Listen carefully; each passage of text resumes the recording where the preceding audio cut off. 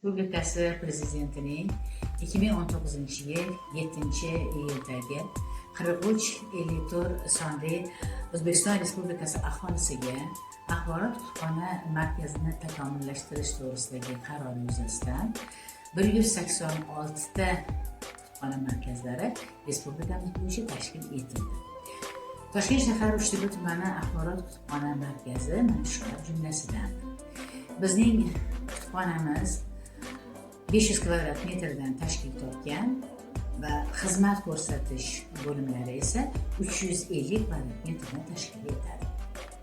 2020-yildan buyon kutubxonamizda kitobxonlar uchun kitob javonlari, ya'ni stilaj kompyuterlarga mablag' yo'qligi tufayli sotib olinmagan edi. Balansdan balansga o'tkazilgan, avval foydalanilgan jihozlar bilan ishlab kelinayotgan edi.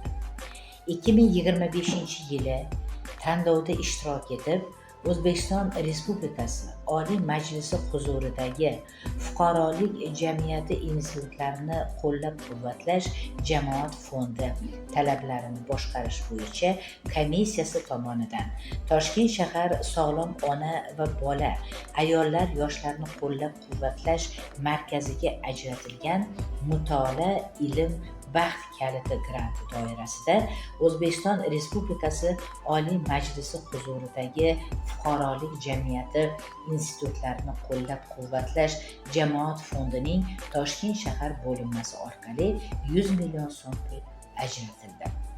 Ushbu ajratilgan mablag'ga kitobxonlar uchun 40 ta stilaj va 6 ta monoblok xarid qilindi. Sharoit yaxshilanganligi tufayli kitobxonlarimiz soni ham orta boshlayapti. Yuqorida sanab o'tilgan tashkilotlarga Uchtepa tumani kutubxona rahbariyati va xodimlari o'z minnatdorchiligimizni bildiramiz.